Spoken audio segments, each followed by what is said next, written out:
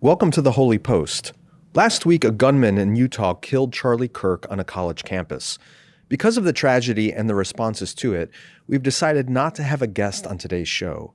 Instead, we want to talk about responses to the assassination. Because rather than uniting the country against political violence, it appears that Kirk's killing has only made divisions wider. Some on the left are celebrating his death, saying he reaped what he sowed, and there are people on the right, including the president, who are calling for retribution against all leftists. One of the few voices trying to lower the temperature has been Utah's Republican governor, Spencer Cox, who lamented the polarizing influence of social media, and he says that conflict entrepreneurs are benefiting from radicalizing us. Today, Phil offers his coffee shop reflections on how both the right and the left are justifying hating the other side, and Caitlin and I discuss the need for faithful leadership when all of the incentives seem to be against it. Here is episode 687. Hey there, welcome back to the HOLYPOST podcast. My name is Phil Vischer. I'm here with Caitlin Chess. Hi, Caitlin. Hi, Phil. And Sky Jitani. Hi, Sky. Hi. What you drinking? Tea. What you eating? What did Caitlin bring for us as a snack? Caitlin's friend Kendall brought that. My friend Kendall Vanderslice, whose parents are probably listening right now, brought us bourbon pumpkin bread that is delicious. Oh, It's really good. Wow. Is it intoxicating? I think you'd have to eat the whole Does the bourbon loaf. bake away? I think you need more than the whole loaf. Yeah, you'd need a few loaves, I think. Yeah. How many to be did she impaired. bring? One. She Okay. brought that one. So That we're loaf- safe. So I I'm think good. we're safe. So I'm good. That loaf won't even give you a buzz. Yeah, but it's yummy. It is yummy. I had a little bit. Thank you. What's her name? Kendall. Thank you, Kendall Vanderslice. Is that Dutch? I'm going to go out on a limb and say yes. I don't know.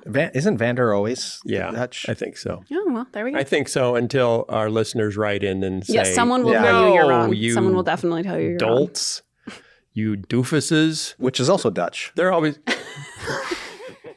Vanderdolt. Oh my gosh. And now it's time for the theme song. What's the news that you like the most? Who's your favorite podcast host? If it's breakfast, get your toast. It's Sky, Phil, Caitlin, and the Holy Post. Sky, Phil, Caitlin, and the Holy Post. And sometimes other people. I've got a true story. Amanda and I had a long weekend getaway planned for Cape Cod this summer with some friends. She told me weeks beforehand that I needed to get some new clothes for the trip, but I totally forgot. Then, just the day before we left, a new sponsor to this podcast called Poncho sent me 3 of their shirts to try. So I took them with me to Cape Cod, and I'm not kidding, they are my new favorite shirts. I don't know what kind of fabric they use, but it just feels great. These shirts are seriously comfortable, and they stay cool in the heat. They breathe, and they look fantastic. Here's the best part. They are truly all-day shirts. I wore one of my Poncho shirts all day while hiking around Martha's Vineyard in shorts, and then in the evening, I just threw on some pants and wore the same shirt out to a very fancy dinner. Poncho shirts can dress up or dress down depending on whatever you're doing. And every one is backed by the Poncho Promise. Free shipping and free returns, free exchanges to make sure you get just the right fit. They have a whole bunch of different styles, the original, the Western, denim, and ultralight. You can get them in short or long sleeves, regular or slim fit, and in a ton of colors and patterns. So if you've been looking for the perfect shirt, something breathable that fits great, feels even better, and stands out in a good way, give Poncho a try. Go to ponchooutdoors.com/holypost for a $10 off coupon on your first order.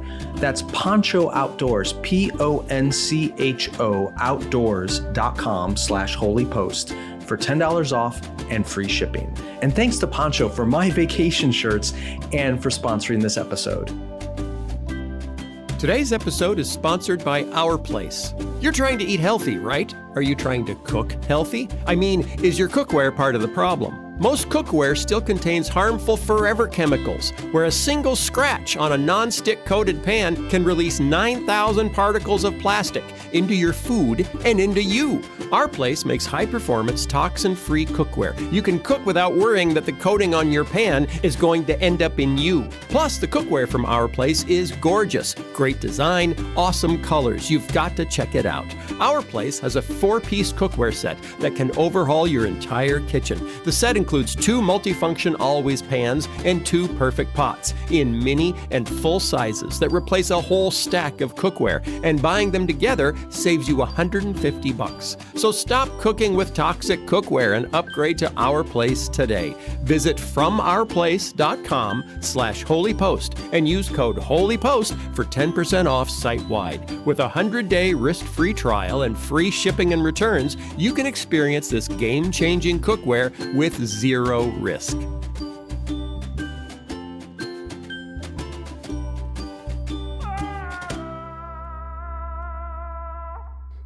Okay, we're back. I don't have any funny stories. I don't have any animal stories. I don't have any nature stories because the last week kind of knocked them right out of me. Obviously, there's a huge story, the assassination of Charlie Kirk, which happened last week. We recorded before it happened last week, so last week's episode didn't mention it. But that's given us, I just bumped into Esau, and he's now recorded 2 episodes about it since we haven't recorded any. So I did a Skypod where we talked about it briefly. Who's we? Me and Drew Dick. Oh, It's just you and me, Phil. Yeah, yeah. So anyway, Caitlin and I have had a lot more time to think about it before we say anything, except I did tweet about it. Any regrets? Well, here was the deal. And I don't know if this is worth talking about, but I just wanted it to be clear that I knew and that I cared and that it was a horrible thing. And I just said, after I found out that he died, I said, our polarization is killing us. And there was an almost immediate pile-on of, no, our polarization isn't killing us. The left is killing us. Yeah, that's the narrative. They are killing us. And it was hard to get that to stop. It was such a, kind of a snowball of a narrative. So Charlie Kirk, obviously a horrible thing to have happened. The fact that his wife and 2 kids were there, even more horrible, beyond speakably horrible. I'm monitoring kind of, and have been for the last few days, monitoring the reactions across the spectrum, Christian reactions and political reactions. And it's interesting because there's been a lot of talk. Trinity Broadcast Network devoted 3 straight hours to covering Charlie Kirk, the day after. So a lot of Christian networks are holding him up as, he was the greatest Christian communicator of our generation. Things like that. A pastor, prominent Reform pastor, said the assassination, tweeted this a few days ago, the assassination of Charlie Kirk is likely the most significant Christian event in our lifetime. Wow. And people are looking at it on the Christian right as, this is the opportunity to invite America back to church. Because America is so upset about this and they're looking for answers. I've seen a few Christians on the right compare this to 9/11 for pastors. Like, you have to preach about this because this is, that kind of. So I guess I didn't even realize that he was as big a deal as he is. I think it's partly generational. Yeah. I think he was a huge deal for a lot of young people. Yeah. Who are much more on TikTok and social media. His existence was primarily on social media. Correct. So basically, if he wasn't in your algorithm, I don't know that I've ever seen him debate anyone. I've talked to people. I have. I've talked to people my age, roughly, who have teenage, young adult children, whose young adult children were really impacted and upset by what happened. And the parents had no idea who Charlie Kirk was. Yeah. So that's sort of the gap that you see. I'm not saying that's true of everybody, but I think it's partially generational, and it's partially lots of people who had not heard of him, but knew what narrative to slot this in based on how they heard about the news, are talking about it a lot, even if prior to it they didn't know who he was or weren't particularly invested. And what has been upsetting is the desire to paint him, depending on your perspective, either as a saint or a demon. Mm-hmm. You know, he's got to be one or the other. These people say he's a demon, and look at all these inflammatory quotes that we can, look at the supercut of inflammatory things he said.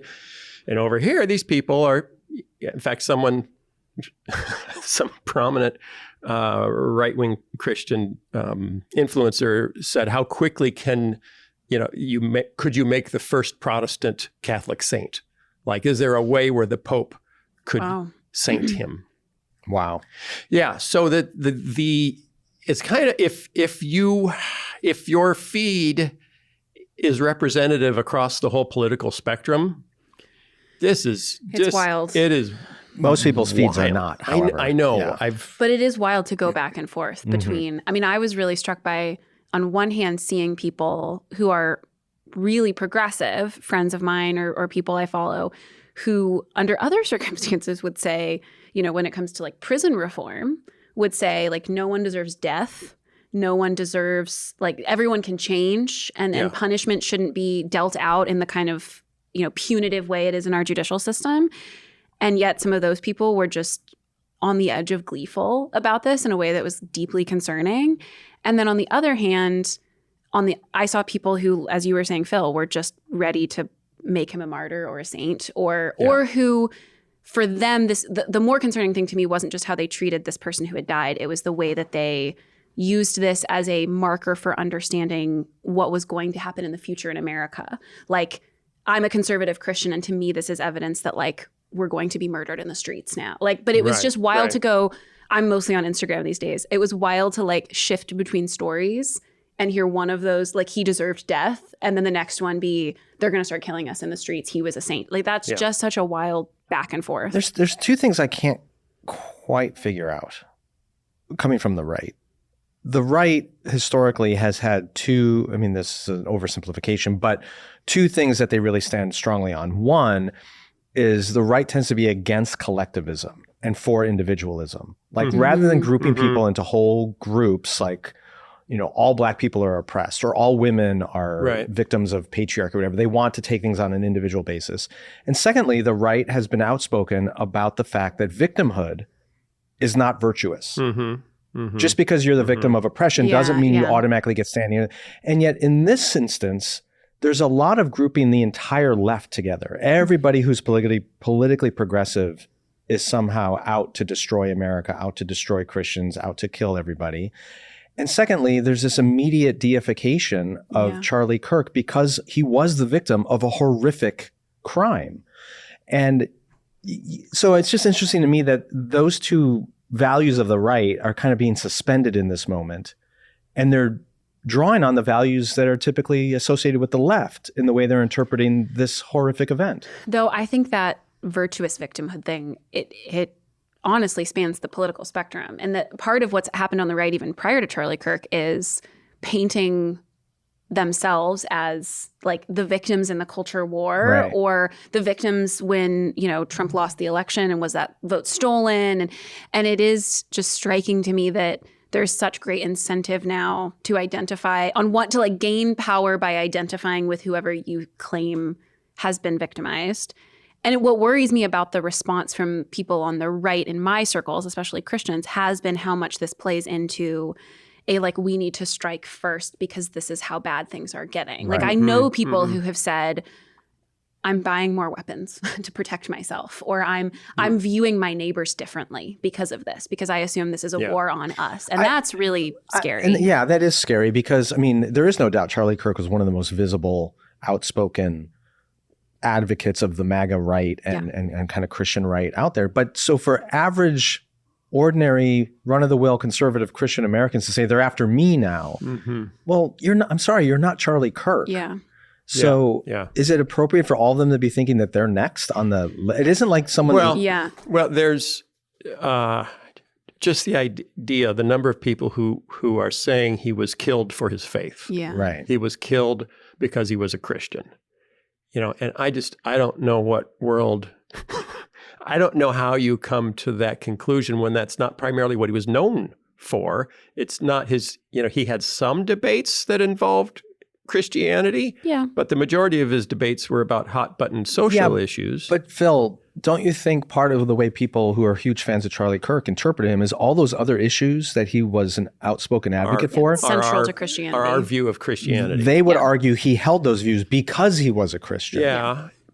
But, some of his views, like that black men are wildly violent, and much more violent than white men. Is that a Christian view? Is that seems to be Bible, not even adjacent. Well, we've talked about this many times before. Whatever your political ideology may be, if you are a follower of Jesus Christ and can't identify in any area where Jesus differs from your political party, then there's probably something wrong. Yeah. And those who think that every belief that Charlie Kirk advocated for was all in line with Christianity, that's a mistake. And just as it's a mistake to say everything that the Democratic Party holds to is in line with Christianity, it's just not the case. So Tony Perkins, the head of the Family Research Council, wrote an interesting piece for the Christian Post on Charlie Kirk and America's turning point. And he talks about lawlessness, violence, and bloodshed that have become so frequent in American life that very little shocks our collective conscience. And, you kind of want to point out that there's half the violent crime that there was in 1990 today. So the arc doesn't actually support. There's this narrative. It's getting worse and worse and worse and worse. And it actually isn't. But it's being more and more and more publicized. Yeah, and politicized. Right. America is reaping what it has sown. Since the 1960s, a long march through the institutions sought to drive God, his word, and his authority from public life. The aim was to relegate faith to the private corners of society, never to influence the classroom, courtroom, or public square. So that's the problem as he's framing it. It's a march on the left to drive God out of public life. Charlie Kirk and the movement he sparked stood up to the left's assault on college campuses, working tirelessly to challenge the godless influence on this generation. Then he says other courageous thought leaders, so here are the other people that were doing similar work to combat the excisement of God from the public square. Other thought leaders like Rush Limbaugh, Phyllis Schlafly, and James Dobson also gave voice. It's interesting three that he chose because we're trying to bring God back to America. And he chose three people with a radio show that aren't pastors and never taught the Bible. But I don't even remember Rush Limbaugh having any kind of faith voice. I don't know that he did, but he fought the liberals. So then his answer is, we have to stop. How do we return to civility in our nation? Which is now, I guess, the opposite of having God, or what you get with God. You get civility. Without God, you get incivility. We must speak truth with conviction, but also with love that disarms hatred. And then Martin Luther King gets evoked. He wasn't one of the thought leaders that were helping America avoid the degradation of civility. Dr. Martin Luther King said, love has within it a redemptive power that eventually transforms individuals. Love is the only way. I would rather die than hate you. So he quotes that. I would rather die than hate you, praising Martin Luther King, which is interesting because Charlie Kirk said Martin Luther King was a bad person and that the Civil Rights Act was a huge mistake. The cycle of hatred must be broken. That can only happen with love, rooted in eternal truth, guiding our actions. So, okay, that's not bad. Okay. That's pretty good, I thought. Okay. Not everyone was the governor of Utah, Spencer Cox. Yeah, his stuff that I've seen, I've been really impressed by. Yeah. The only questionable thing was when he revealed that he was hoping it was an outsider who'd done it, an immigrant or maybe a Muslim. Whoa. Is that what he said? I thought he meant someone not from Utah. Well, yeah. Yeah, he said in an interview, he said from another state. Yeah. Or another country. Okay. I think there's a sense of people from Utah being very nice and hospitable and kind, and he didn't want it to be one of his own. Yes, but overall, he's gone to extreme lengths to say this is a huge problem for all of us and we need to come together. And there's a radicalization going in online spaces. He didn't say, well, it's Nancy Pelosi and the Democrats who did this. He talked about outrage entrepreneurs. Did you see that? Mm-hmm. Yes, he said, and this was a pretty amazing quote, there are conflict entrepreneurs out there who benefit from radicalizing us. Yeah. And that's, yes. And they were doing it before this assassination, and they're certainly using this horrific event to do it even more. So in that regard, Stephen Miller, who may be the most powerful person in the government besides Donald Trump, who's the engineer of the anti-immigrant movement in America. Less than 24 hours after the shooting, Miller tweeted his thesis statement, quote, there is an ideology that has steadily been growing in this country which hates everything that is good, righteous, and beautiful, and celebrates everything that is warped, twisted, and depraved. The ideology has one unifying thread, the insatiable thirst for destruction. And then he names the ideology, and it's leftism, radical leftism. So on Sean Hannity on Friday, he detailed what he was going to do about that ideology. And he said, we have to dismantle and take on the radical left organizations in this country that are fomenting violence. And we are going to do that under President Trump's leadership. I don't care how. It could be a RICO charge, a conspiracy charge, conspiracy against the United States, or insurrection. And then he made a promise. The power of law enforcement under President Trump's leadership, and I want you to listen to this quote, will be used to find you, will be used to take away your money, take away your power, and if you've broken the law, take away your freedom. That sounds very un-American. If you've broken the law, we'll go further. All right. If you haven't broken the law, we just don't like what you say. We'll take away your money and your power. We're going to take away your money and your power. Yeah. That's a little scary. Mm-hmm. This is also unconstitutional, so, it wouldn't survive a serious court challenge. But that's not what Governor Cox is doing. Right. So the rhetoric, the narrative that's coming out from some very influential media voices and political voices is that this is war, and therefore any response is justifiable against their perceived enemies. How different than acknowledging there is sort of, I would argue, an even disbursement of crazy people in this country across the political spectrum. And I mean that in the technical sense, like truly mentally disturbed people. Yeah. And when you flood America and social media with incendiary remarks about the other side, whatever the other side is, some of those very disturbed people are going to be activated by that, and they're going to be activated toward violence. And sometimes, thankfully, they're unsuccessful, like the person who tried to attack Brett Kavanaugh and his family, like the person who tried to burn down Governor Shapiro's home, like the guy who went to the CDC and shot it up. Thankfully, nobody was injured. Right. And sometimes they are successful, like the young man who tried to assassinate, at that time, candidate Trump last summer, or this young man who successfully assassinated Charlie Kirk. But I wouldn't take any of those individuals and say that they represent the entirety of the political spectrum on which they came from. Right. And you are, I don't know if it's unusual if you can do that in both directions.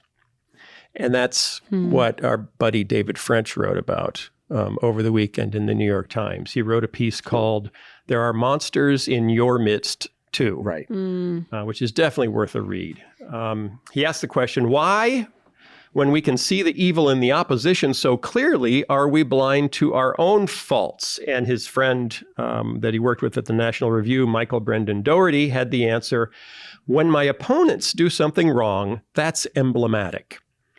But when my allies do something wrong, that's exceptional. In other words, when my friends do it, or when someone on my team does it, it's a bad apple. Right. When someone on the other team does it, that's the character of the other team, the entire other team. But this is where leadership steps in and should calm things down by not reinforcing that bias. Unless they want to ride that bias. But it's benefits gonna come back and haunt all of us. Yeah. You can't contain Well, this. so is the federal debt, but no one seems to take that seriously either. Yeah. If, say, you're a highly partisan Republican, you will often look at corruption and acts of violence by your partisan opponents and say, well, that's just what the left does, or that's what leftism leads to.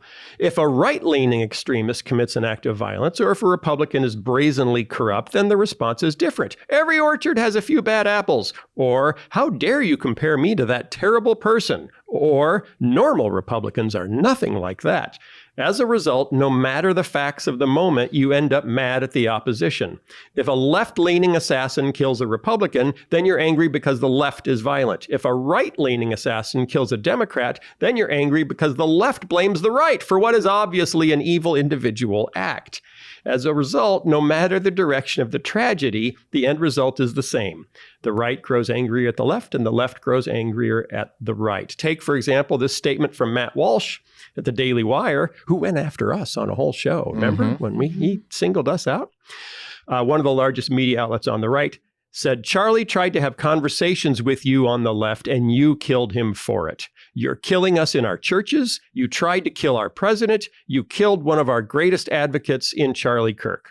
John Daniel Davidson wrote for The Federalist, the left is a violent revolutionary movement that wants all those who oppose it dead. It's incompatible with American constitutionalism. Charlie Kirk's assassination should confirm what we already should have known. We cannot share a country with the left. Wow. Now, the fact What's the plan? What are you going to do with the 150 million Americans Stephen Miller is putting together the plan that will take your money, will take your power, and maybe if you've broken the law, we'll take your freedom. Well, this is like, they make it sound as if people who vote on the left, who vote Democratic, are some tiny fringe minority of guerrilla warriors who are secretly undermining the country.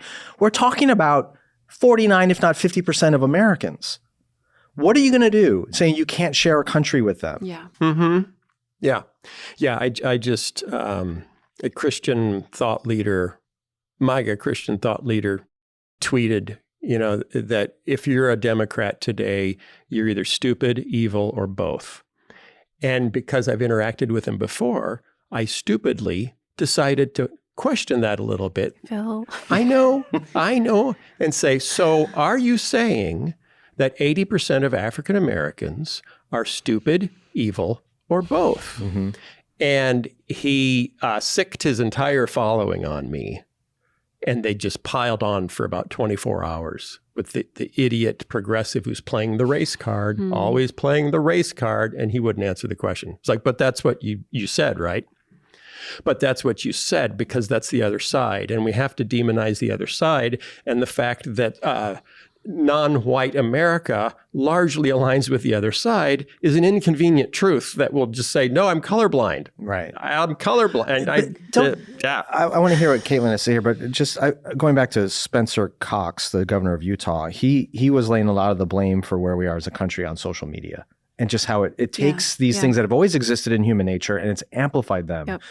And can we just all agree that, does anyone think the America today is better than it was 10 or 20 years ago? At what? At anything. Making cars? At anything. Like, are we more economically prosperous? Are we educating our children better? Are we more harmonious as a country? Are we more inclusive and tolerant? Are we more? Are we functioning better as a government? Are we anything? Is there any way in which America has gotten better because of social media? Oh, okay. So specifically in the last 20 years. I see what you're saying. Yeah, I'm not just putting it on Donald Trump. In general. I do not think social media has improved anything except my ability to know what my relatives are thinking. Well, I'm just saying it's been devastating to young people. In a certain sense. It's been devastating to young people. It's been devastating for mental health. It's devastating for our political discourse. Right. And now it's activating really mentally unhealthy people to take violent action. If you're a social media executive, we're going to take your money. We're going to take your power. And if you broke any laws, we're going to take it. Is that what you're what I'm proposing? saying is if you're a social media company, you need to be regulated for the health of society. Yes. Yeah. Yep. I don't think they want that. I know they don't want that. How long did it take to regulate cigarettes? It took a long time. That's a long fight. The question is, is anyone left by the time you win that fight? This episode is sponsored by Policy Genius. I got a life insurance policy almost 30 years ago when my kids were little. I wanted to know that they'd be okay if I were unexpectedly, well, not here. And it's been great knowing that that policy was always there, regardless of my income in any given year from my peculiar line of work. Just recently, I was wondering if I should rethink my life insurance and see what my options were today. So I reached out to Policy Genius. They aren't an insurance company, so they aren't trying to sell their own product. Instead, Policy Genius is a marketplace that helps you find and buy insurance. After filling out a simple online form, I got an immediate call back from Jason, who spent almost 40 minutes answering my questions and walking me through my options. He was great. No pressure to buy anything, just helpful info and recommendations with my needs in mind. With Policy Genius, you can find life insurance policies that start at just $276 a year for $1 million in coverage. It's an easy way to protect the people you love and feel good about the future. If you've been meaning to get life insurance but don't know where to start, this is your sign. Head to policygenius.com/holypost today. That's policygenius.com/holypost. You know that I'm a skeptic. I like things to have evidence, proof, data. I like to research things before I commit to them. And that even goes for my supplements. I want to know that they're high quality. That's why for the last year, I've been drinking AG1. Unlike many supplement brands, AG1 conducts relentless testing to set the standard for purity and potency. I know I can trust what's in every scoop of AG1 because it's tested for 950 contaminants and banned substances, while the industry standard typically only tests for 10. AG1's ingredients are also heavily researched for efficacy and quality, and I love that every scoop also includes prebiotics, probiotics, and digestive enzymes for gut health. So, if you want to replace your multivitamins and your digestive aids, your immune support into just one simple scoop, start with AG1. Try AG1 and get a free 1-year supply of vitamin D3 and K2 and 5 free AG1 travel packs with your first subscription at drinkag1.com/holypost. That's drinkag1.com/holypost. Go check it out, and thanks to AG1 for sponsoring this episode. The Holy Post is sponsored by BetterHelp. We are living in crazy times, and that can be hard on your mental health. Plus, relationship stress, parenting, marriage, and work stress, it all adds up. Well, don't try to handle all this on your own. You can get help from trained professionals. But the economy and tariffs and the price of eggs, adding therapy onto all that feels like a huge investment, and the cost of traditional in-person therapy can be huge, costing anywhere from $100 to $250 per session. Online therapy with BetterHelp can save you, on average, up to 50% for each session. BetterHelp is the world's largest online therapy platform, having served more than 5 million people around the world. It's easy, too. You can join a session with the click of a button to help fit therapy into your busy life. And you can switch therapists at any time. You can do better than just survive these crazy times. Your well-being is worth it. Visit BetterHelp.com/holypost today to get 10% off your first month. That's BetterHelp, HELP.com/holypost.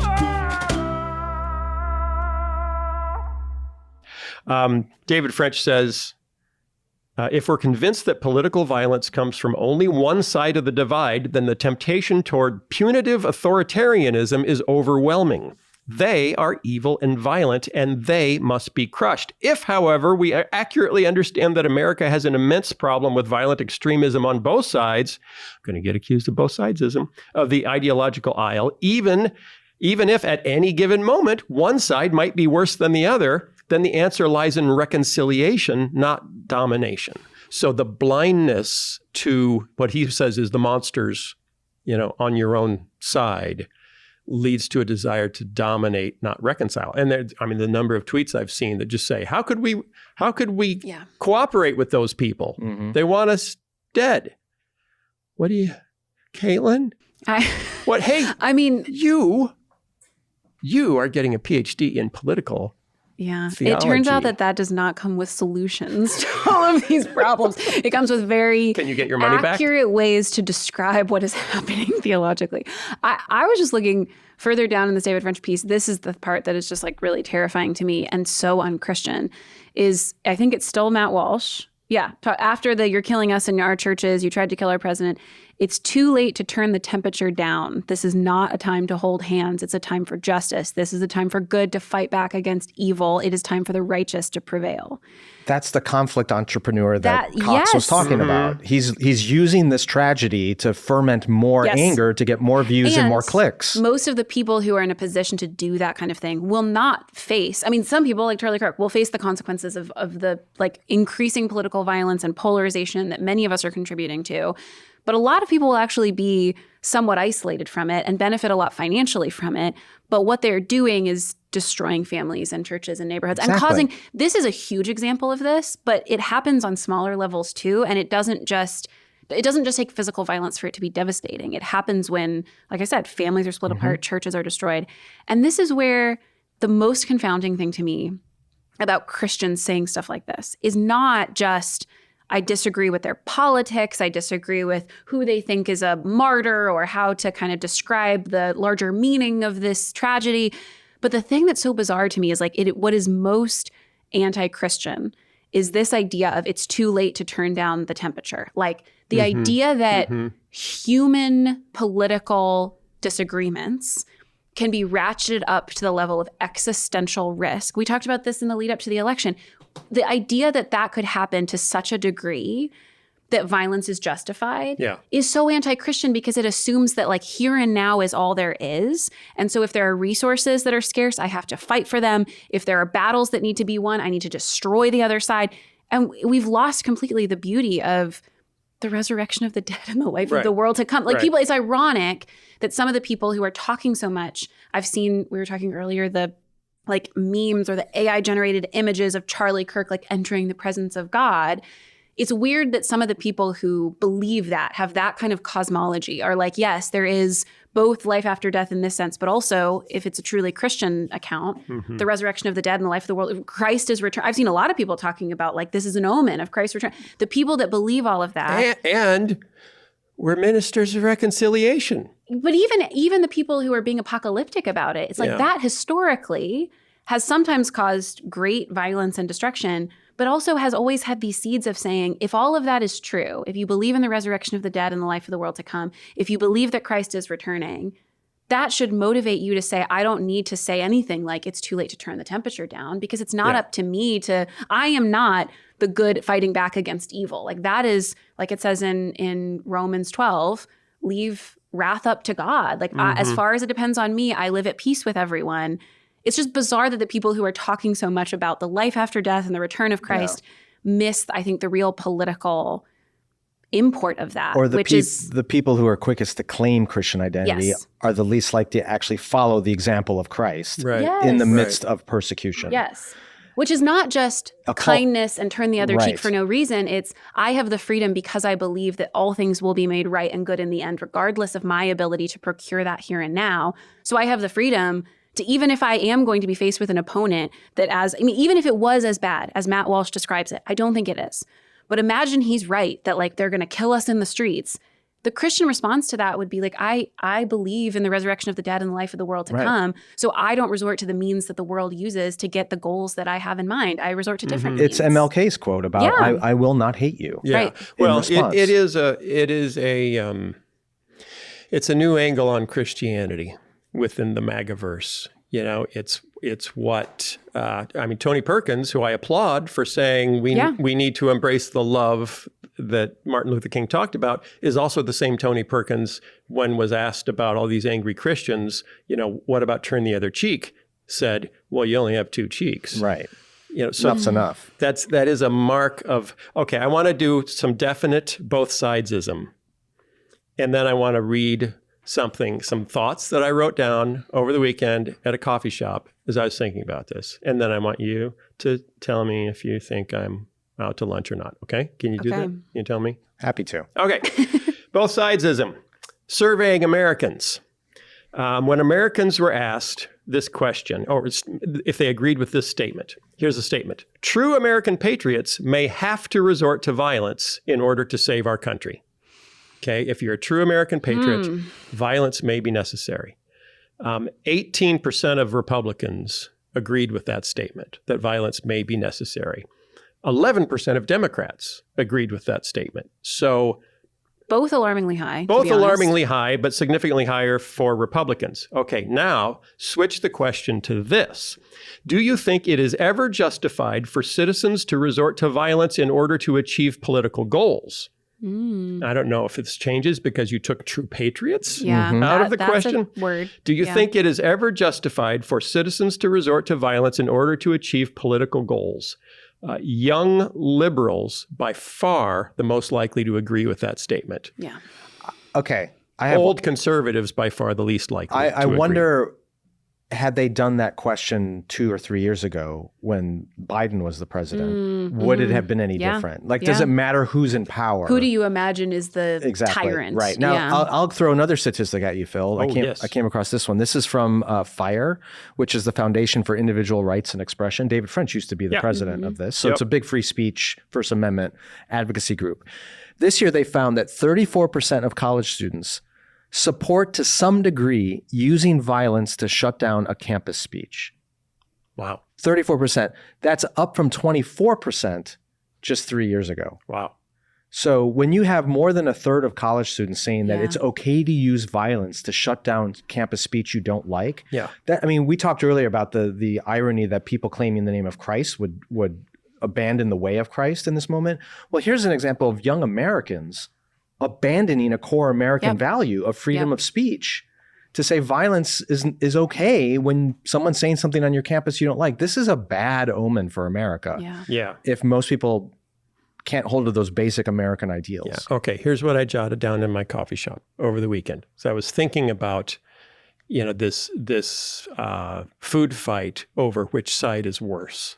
We're the righteous ones. No, we're the righteous ones. Both ends of the political spectrum will justify violence under certain circumstances. Both feel hatred toward their enemies, but they hate differently. And this is what kind of dawned on me in my coffee shop. Conservatives hate evil, which sometimes translates into hating those they believe are evil. It's justified because those people are evil. We've turned them into demons, manifestations of pure satanic evil. Liberals hate hate, which sometimes translates into hating those they believe are spreading hate or filled with hate. I hate those who hate, similar to I will not tolerate those that are intolerant. So one group hates those who promote evil, the other hates those who promote hate. We all arrive at the same place, giving ourselves permission to hate those whom God loves. From the right, we say, you are not worthy of my love if you promote evil. And then we define what is evil, often based on the politics of the moment. From the left, we say, you are not worthy of my love if you promote hate. And then we define what is hateful, often based on the politics of the moment. And then you get to, for example, the Southern Poverty Law Center, which determines which groups in America are hate groups. That's their whole list. You're a hate group. And the list includes almost anyone who held what was a normal Christian sexual ethic, largely agreed upon 30 years ago, is now a hate group. And that is the mortal sin, is being labeled as a hateful person. And even the shooter of Charlie Kirk said he spreads hate. That was Charlie Kirk's sin, why he was opposed to him. Whereas what we're hearing so much now from the right is that, leftism is demonic. These people are demons that we're facing. So it's not that they love or hate. It's not in terms of love and hate. It's in terms of good and evil. So each side has found a metric they can use to give themselves permission not to do what Jesus asks us to do, which is love our enemies. I agree. I don't have anything to pick apart with that.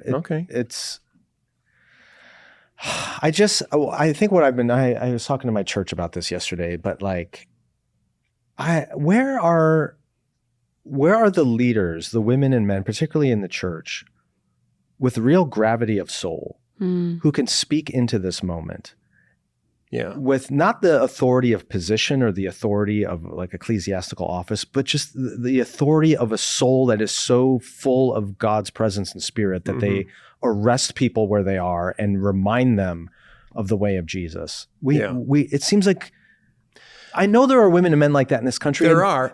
A moderating voice cannot build an audience. I know, and that's what I'm grieving is we need them right now. I know they're out there. I know they're doing good work in their local settings. How do we do it, Caitlin? Caitlin's got an idea. They're doing good work in their local settings, but we unfortunately are a nationally connected people now through social media and other media, and those voices aren't heard there. We're a nationally fragmented. Yes. Yeah. But that's where, I mean, everyone's talking about how local news is dying. People don't watch local news. They don't read local newspapers because everything's national now all the time. And on that level, whether it's social media or the cable news stations, whatever, these voices are not being heard. And the ones that are, because they make a ton of money for the platforms they are on, are the insane, polarizing, conflict entrepreneurial voices. And Caitlin, that grieves me. Caitlin? No, I'm totally with you, Scott. And I really appreciate your description, Phil, of it. Because I do think at the end of the day, part of it is just like we find frameworks and language to justify what we already wanted to believe and do. I'm not surprisingly like a tad more optimistic than Sky about this. But I actually think listening to your description, it's clarifying to just kind of go, I do think, and how you described it, Phil, of just like, I do think if someone is out there going, okay, how do I become the moderating voice in the like, online ecosphere of all of this?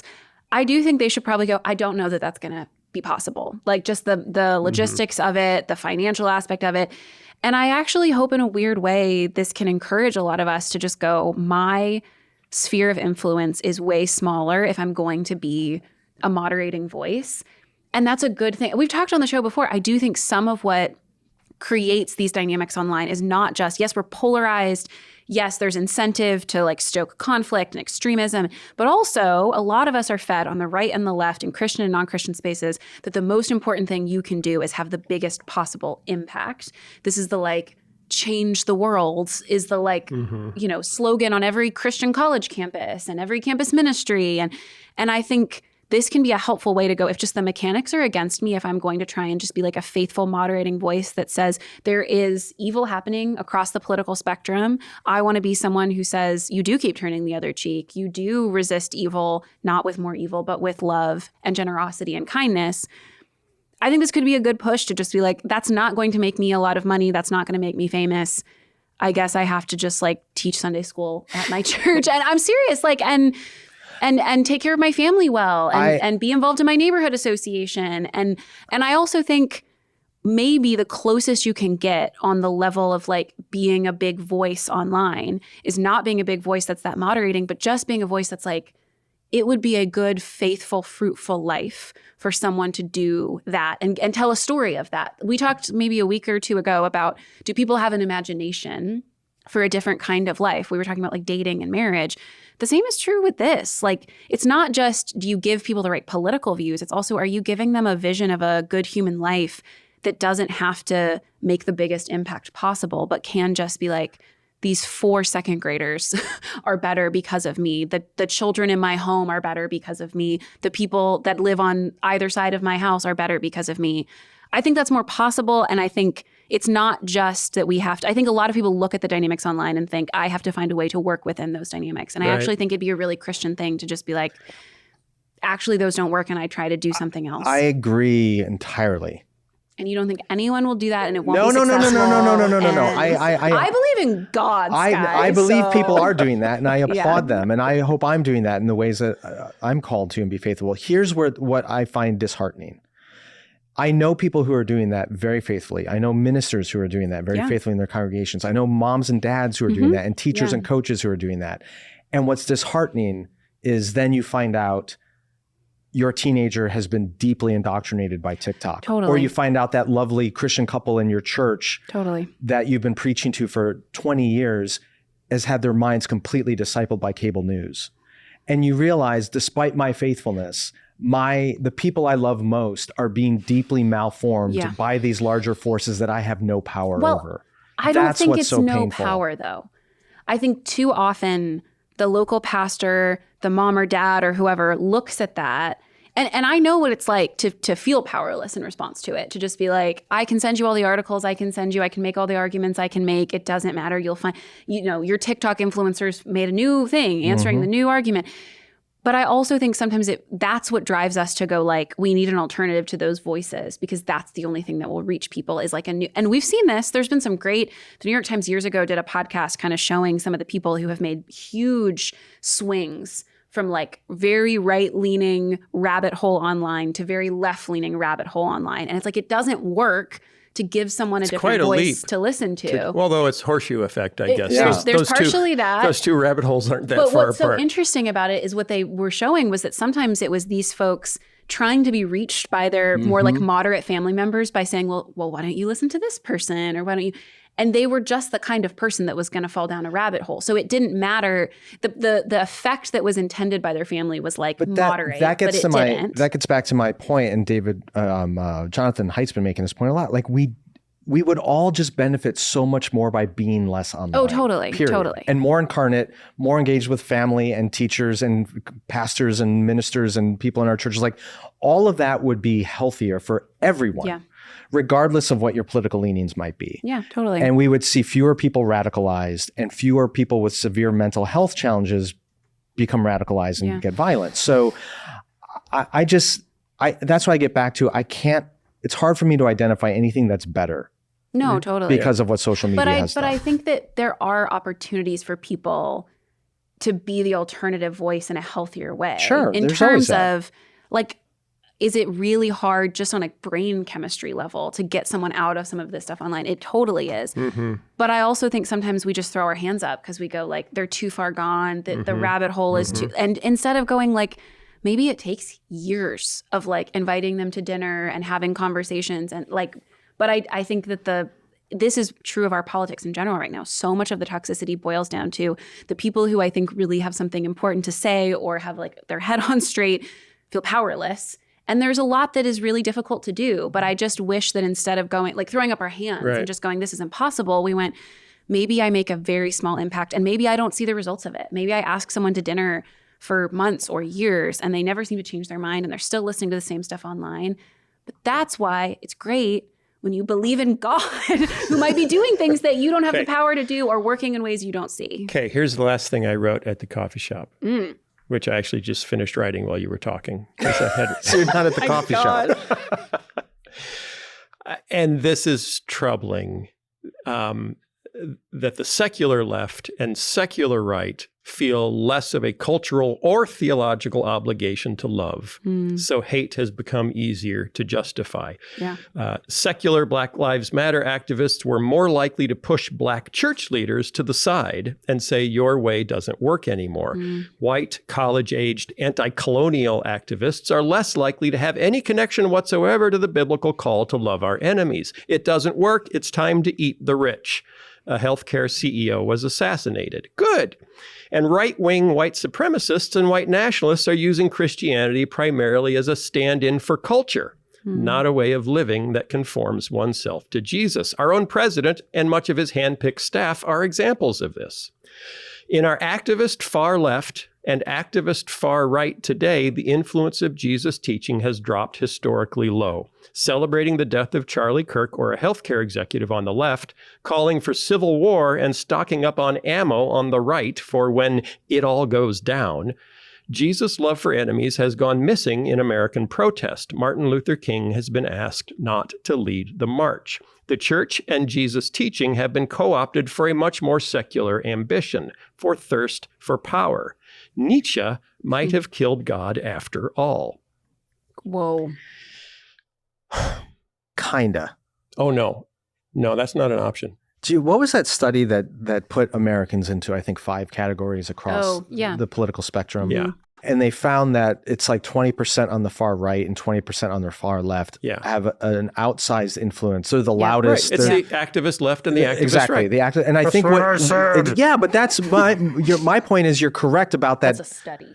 You're correct about that 20% on the fringes, but there's 60% of Americans somewhere in that middle that to whom I think the way of Jesus is still appealing. Yes. It's still attractive. It's still admirable, Well, even if they're not. If it's presented correctly. Well, I'm saying even if they're not Orthodox Christians in their beliefs or they're confessing Christians, they watch The Chosen and say, "This is a cool guy." Yes, I like this guy. They look at faithful followers. Dallas Jenkins can lead us out of the wilderness. They look at Jonathan faithful Roomy's eyebrows. They look at faithful followers of Jesus and go, "That is an admirable human life." Yeah.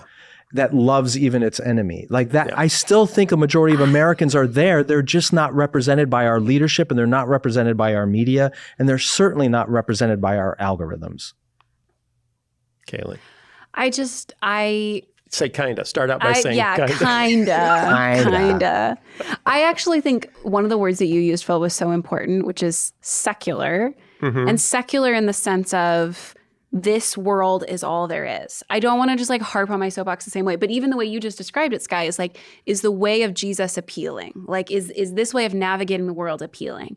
And I think under the conditions we live in, like, unsurprisingly, no, because it actually makes sense if this world is all there is for Matt Walsh to say, like, it's not the time to turn down the temperature. It's time to take up arms and fight, you know? And I just think fighting this like existential risk, this is all there is, the resources are scarce, the power is scarce, this is the moment, with like, Jesus lived a nice, good life and was a nice guy and you should be like him, he was a nice guy, is like not, which is why I love The Chosen. But like, I don't think that addresses any of this. In fact, I think there are a lot of people on those extremes who in their like maybe limited ways think Jesus was really great and I'm going to do that kind of way of life with my friends. I'm going to flip some tables. Or it's like Jerry Falwell said. He was like, in your personal life, you're in the kingdom of God and you turn the other cheek and you live the way of Jesus. But then you're in the kingdom of the world in politics.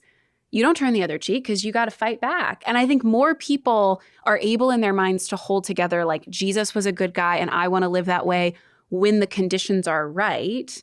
But right now is not the time. Like when I get unfairly arrested and given a mock trial and crucified, that's not the right time to act like Jesus.